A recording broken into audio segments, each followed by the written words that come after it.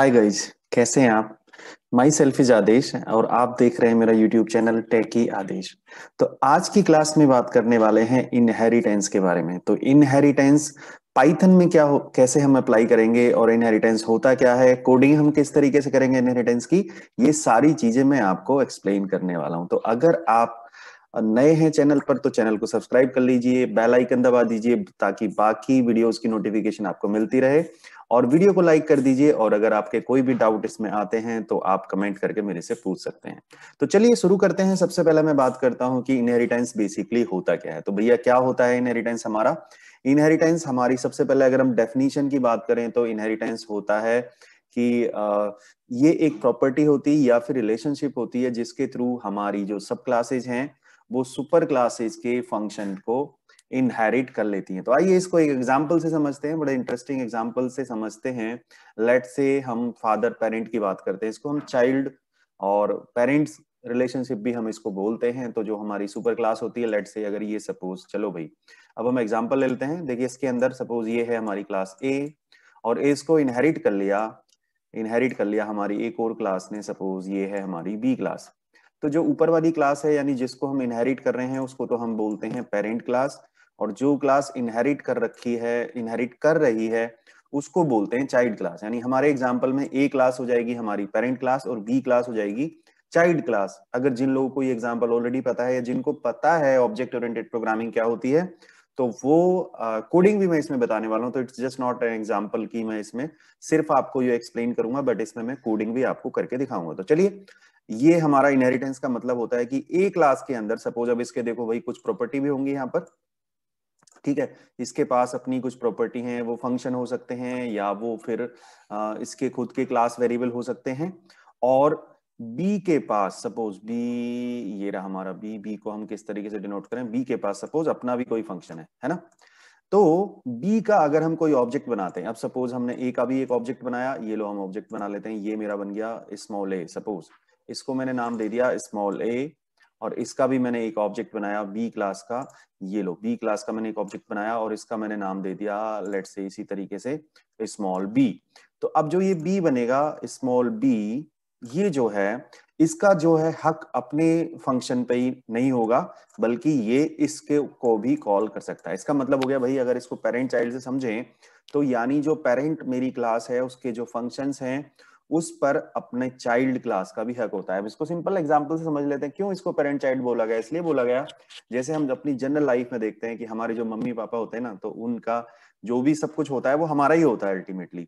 तो यानी और हम अपना खुद कुछ करते हैं तो वो भी हमारा अपना होता है। तो यानी हमें खुद उनकी इनहेरिटेड चीजें मिलती हैं, उनकी प्रॉपर्टी, उनका नाम। तो हालांकि साथ साथ उसके लाइबिलिटी भी मिलती हैं, बट फिर भी अगर हम देखें तो उसके उनके पास जो सब कुछ होता है वो हमें ही मिलता है, तो यानी चाइल्ड को ही मिलता है। तो वो उनका अपना भी होता है और वो चाइल्ड को भी मिलता है। तो इस केस में जो बी ऑब्जेक्ट है वो अपने इस फंक्शन को तो एग्जीक्यूट कर ही लेगा, साथ के साथ इसको भी कर लेता है। इसको बोलते हैं इनहेरिटेंस। यानी जो बी वाला बंदा है ना भाई, ये बहुत फायदे में रहा, इसको अपने फंक्शंस तो मिल ही गए यूज करने के लिए, बल्कि ये अपनी सुपर क्लास के फंक्शंस को भी यूज कर लेता है। अब बात करते हैं इसके टाइप की। तो इनहेरिटेंस आपको समझ आ गया होगा, जनरल जो मैंने डेफिनेशन आपको समझाने का कोशिश किया with the help of this diagram. हालांकि प्रैक्टिकल में किस तरीके से तो मैं आपको बताऊंगा। तो चलिए बहुत जल्दी हम इसको खत्म करेंगे और प्रैक्टिकल की तरफ मूव करेंगे। सिर्फ मैं आपको एक एग्जांपल बता देता हूं कि इनहेरिटेंस होता कितने टाइप का है। तो सबसे पहले तो मैंने बताया इन जो इनहेरिटेंस है, ये वाला जो एग्जांपल था ये था हमारा सिंगल इनहेरिटेंस। कौन कौन से होते हैं वो बता देता हूं आपको। टाइप होते हैं हमारे सिंगल इनहेरिटेंस, एक होता है हमारा hierarchical. Hierarchical it is a kind of the single, but उसमें हम क्या करते हैं, यानी जैसे ये ए क्लास थी इसको बी इनहेरिट कर रही थी ना, तो सपोज एक क्लास और आ गई, लेट से यहाँ पर एक क्लास और आ गई, सपोज ये रही सी। यानी ऐसे समझो एक पेरेंट्स है और उनके कई सारे बच्चे हैं, है ना, जो कि जनरली होता है। तो यानी इसी क्लास को बी भी इनहेरिट कर रहा है, सी भी कर रहा है inherit. At the same time multiple classes में इनहेरिट ए सिंगल क्लास। तो ये कॉन्सेप्ट सेम है। इसका मतलब है अगर बी का ऑब्जेक्ट इनहेरिट कर पाएगा तो अगर हम सी का ऑब्जेक्ट यहाँ पे बना देते हैं स्मॉल सी लेट से, तो ये भी इनहेरिट कर लेगा। तो यानी मल्टीपल क्लासेज जो हैं एक्सटेंड कर रही हैं इसको ए क्लास को, तो वो क्या करेंगी, उसके अंदर भी वो फंक्शन, उनके ऑब्जेक्ट भी उन फंक्शन को कॉल कर पाएंगे अपनी सुपर क्लास के फंक्शन को। अब जो डिफरेंट होता है वो बात करेंगे हम अगले इनहेरिटेंस की। जो इंपॉर्टेंट है वो है आपका लेबल इनहेरिटेंस, दो इनहेरिटेंस और बात करूंगा मैं, एक है मल्टी लेवल और एक है आपका मल्टीपल। तो मल्टीपल का मतलब क्या है और मल्टी लेवल का इनहेरिटेंस का मतलब क्या है? मल्टी लेवल का मतलब है कि अब हम कुछ इस तरीके से बात कर रहे हैं, देखिए एक क्लास है मेरे पास, इसको इनहेरिट कर लिया बी ने, लेट से इसको इनहेरिट कर लिया बी ने, और इसको फिर से बी को फिर से इनहेरिट कर लिया एक और क्लास सी ने, लेट से ये देखो। तो ये कितने भी लेवल तक जा सकता है, ये तो मैंने क्या बना दिया, दूसरा ही बना देते हैं, ये लो। ये तीन क्लासेज है, सपोज पहली वाली है मेरी ए, दूसरी वाली है मेरी, ये रही मेरी ए, ये है सपोज मेरी बी, और ये है सपोज मेरी सी। यानी इसको जनरल रिलेशन में अगर हम समझें तो इसको ऐसे भी समझ सकते हैं कि ये रहे मम्मी पापा या फिर हमारे दादाजी, और ये रहे मम्मी पापा और ये रहे हम। तो यानी कि उनके फीचर इनको मिले, बी को मिले, और बी के फीचर्स फिर से मिल गए सी को, तो ये आगे तक किसी भी लेवल तक जा सकता है। तो इसको समझने के लिए किस तरीके से करते हैं कि ए के जो फंक्शंस हैं, सपोज यहाँ पर जो भी था, लेट से ये फंक्शन था कोई, ये बी का ऑब्जेक्ट भी यूज कर सकता है, और जो सी वाला है भाई, ये तो बहुत ही फायदे में, ये क्या करेगा, ए का ऑब्जेक्ट था, फंक्शन था सपोज ये 1, और ये था मेरा 2, और ये था सपोज 3। तो सी का जो ऑब्जेक्ट बनेगा, लेट से स्मॉल सी, वो भैया इस 3 को भी कॉल कर लेगा, 2 को भी कर लेगा और 1 को भी कर लेगा, यानी तीनों को कॉल कर सकता है। तो इसको बोलते हैं मल्टी लेवल इनहेरिटेंस। आप देख रहे हो ना, मल्टी लेवल बन गए, तो ये होता है मल्टी लेवल, यानी सी ए और बी दोनों के फंक्शन को भी कॉल कर सकता है, अपने को तो वो कर ही लेगा। दूसरा लास्ट वाला एग्जांपल है, उसमें हम बात करेंगे मल्टीपल की। तो मल्टीपल क्या होता है देखो, अब भैया मल्टीपल का मतलब है कि भैया ये वैसे जनरल लाइफ में तो नहीं होता है ना, ये देखो दो मम्मी पापा हैं, है ना, यानी दो पेरेंट हो गए ए और बी, इसको इनहेरिट करते हुए एक क्लास सी, उसने एक साथ दोनों को इनहेरिट कर लिया, वाह भाई वाह, ये लो, ये सी ने बी को भी इनहेरिट कर लिया और उसने ए को भी इनहेरिट कर लिया। तो इसको बोलते हैं मल्टीपल इनहेरिटेंस। आपका जावा में ये पॉसिबल नहीं है, जावा सपोर्ट नहीं करती मल्टीपल इनहेरिटेंस को, बट पाइथन सपोर्ट करती है मल्टीपल इनहेरिटेंस को। तो ये तीनों इंप्लीमेंटेशन मैं आपको करके दिखाऊंगा।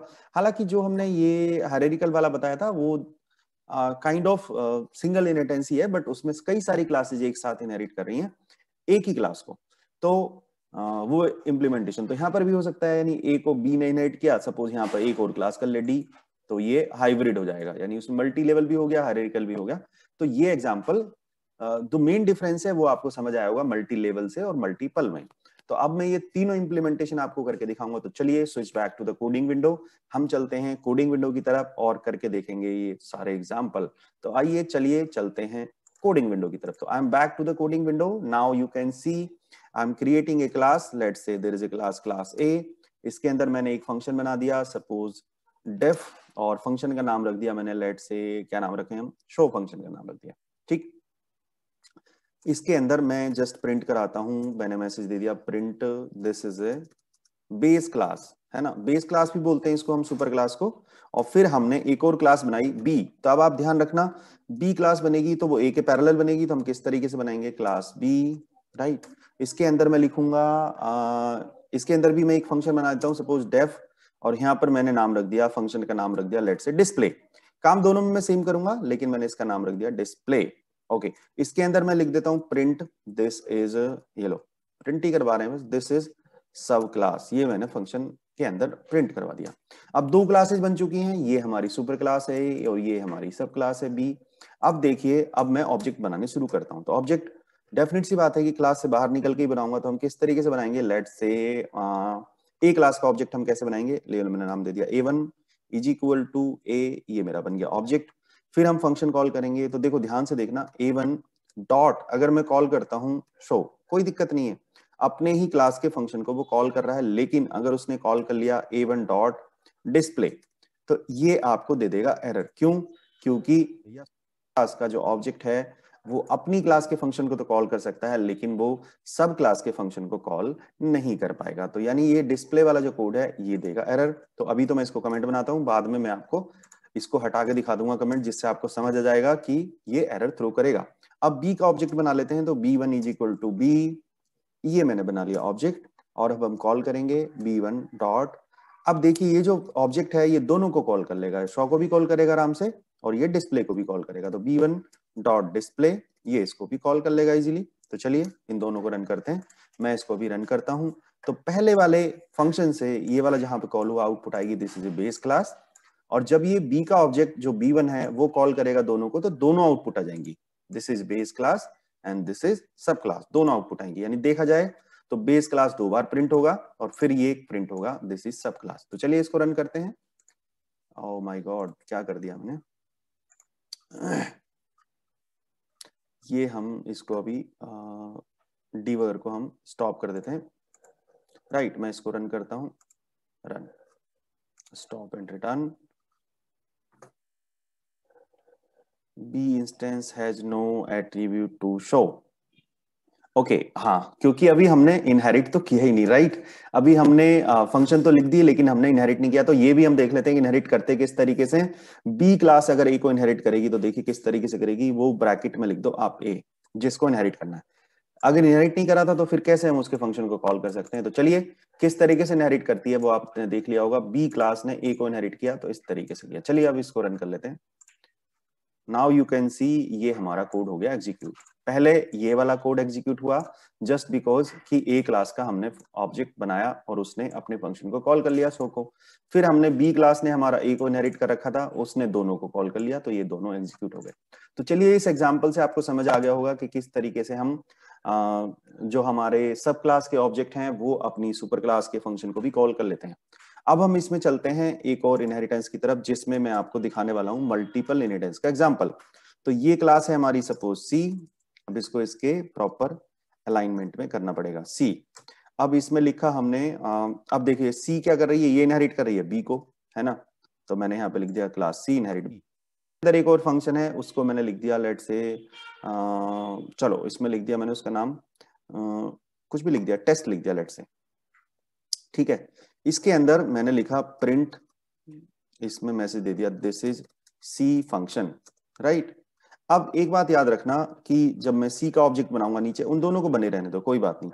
सी का ऑब्जेक्ट बनाया C1 इज इक्वल टू सी, और फिर मैंने लिखा C1। अब देखिए जो C1 का ऑब्जेक्ट था ये सबको कॉल कर लेगा, यानी कि इसको ऐसे समझ लेते हैं, ये आपका ए को भी, ए के फंक्शन को भी कॉल कर लेगा, बी के फंक्शन को भी कॉल कर लेगा और सी के फंक्शन को भी कॉल कर लेगा। तो क्या क्या करेगा ये C1 डॉट, यानी ये नेसेसरी भी नहीं है कि वो सबको कॉल करे, हो सकता है वो किसी को भी कॉल करे, एक को भी करे, कोई जरूरी नहीं है कि सबको कॉल करना ही करना है, लेकिन कर सकता है अगर चाहे तो C1 डॉट डिस्प्ले, दूसरा लिखा मैंने C1 डॉट टेस्ट, इसको भी कर सकता है। ओके तो चलिए इसको हम करते हैं रन। अब देखिए सी वाला जो है डायरेक्टली देखा जाए तो ए के थ्रू उसने, बी के थ्रू उसने ए को भी इनहेरिट कर लिया, यानी आप समझो सी ने इनहेरिट किया था बी को और बी के ने इनहेरिट किया था ए को, तो इसका मतलब सी ने इनडायरेक्टली ए को भी इनहेरिट कर लिया, ठीक है। जैसे हमने एग्जांपल में समझा था कि भाई दादा की प्रॉपर्टी भी हमें मिलनी है क्योंकि थ्रू हमारे पेरेंट्स या हमारे फादर। तो चलिए इसको रन करते हैं। तो मैं इसको रन कर लेता हूं। अब आप देख रहे होंगे ये कोडिंग की जो आउटपुट थी ये थोड़ी सी ऊपर स्क्रॉल कर गई। तो पहले ये वाली जो लाइन प्रिंट हुई है ये हुई है जस्ट बिकॉज ऑफ जब ए के ऑब्जेक्ट ने प्रिंट किया, ये हुई है दोनों लाइन जब बी के ऑब्जेक्ट ने प्रिंट किया, और सी के ऑब्जेक्ट ने ये तीनों लाइन प्रिंट कर दी, राइट। तो ये हमारा एग्जाम्पल था जिसमें हमने बात की मल्टी लेवल इनहेरिटेंस के बारे में। अब सोचिए कि ऐसा अगर हमें करना है कि सी क्लास जो है हमारी वो बी और ए दोनों को इनहेरिट करे, राइट, तो वो डायरेक्टली भी कर सकती है, ऐसा नहीं कि उसको बी के थ्रू ही करना पड़ेगा। अब सपोज हमारी बी क्लास ने ए को इनहेरिट नहीं किया, तो हम बी वाला जो है ये वाला भी हम कोड अभी बी का हम कॉल भी नहीं कर रहे, और सी क्लास हमारी दोनों को इनहेरिट करना चाहती है एक साथ, ए और बी को, मल्टीपल इनहेरिटेंस, ठीक है। तो वो किस तरीके से करेगी वो हम देख लेते हैं। अगर ये ए और बी दोनों को इनहेरिट करना चाहती है तो यहाँ पे इस तरीके से कॉमा से दे सकते हो आप, यानी इस केस का मतलब हो गया आपकी दो ए और बी क्लास एक ही लेवल पर रखी हुई हैं, दो पेरेंट्स हो गए और उन दोनों को इनहेरिट करके सी ने इनहेरिट कर लिया। तो सी क्लास मल्टीपल क्लासेस को कैसे इनहेरिट करेगी आपको समझ आ गया होगा देख के एग्जांपल। क्लास सी और जो ब्रैकेट में लिखी हुई है यानी उन दोनों को इनहेरिट कर रही है। इसका मतलब सी क्लास का ऑब्जेक्ट जो कि अभी हमने बनाया था C1, वो अपने फंक्शन को भी कॉल कर लेगा, टेस्ट को तो कर ही लेगा, लेकिन अपनी सुपर क्लासेज, अब उसकी दो सुपर क्लासेज हैं ए और बी, उनके फंक्शन को भी कॉल कर ले रहा है, यहाँ पर आप देख रहे होगे। तो इसमें कोई एरर नहीं आएगी। अभी मैं इस कोड को भी कमेंट ही कर देता हूँ, लेट से ए का भी हम रन कर चुके हैं कई बार, तो मैं इसको भी कमेंट कर देता हूं। अभी हम सिर्फ सी वाली क्लास के ऑब्जेक्ट को बना के फंक्शन को कॉल कर रहे हैं, तो इसमें आपके तीनों फंक्शन कॉल हो जाएंगे। लेकिन अब हम मल्टी लेवल इनहेरिटेंस नहीं अप्लाई कर रहे, अभी हम अप्लाई कर रहे हैं मल्टीपल इनहेरिटेंस। तो आइए इसको रन करते हैं और देखते हैं एक बार आउटपुट। देखिए मैंने इसको रन किया, अभी हमारे आउटपुट नीचे स्क्रॉल हो गई और तीनों फंक्शन हमारे एग्जीक्यूट हो गए विदाउट एनी एरर। तो इसके एग्जाम्पल के लिए मैं आपको डायग्राम थोड़ा सा बना के दिखा देता हूँ किस तरीके से बेसिकली ये चला होगा। अगर आप इसको समझें तो इस तरीके से होगा, ये रही मेरी ए क्लास, ये रही मेरी बी क्लास, और इन दोनों को इनहेरिट करके ये मेरी बन गई एक तीसरी सी क्लास, राइट।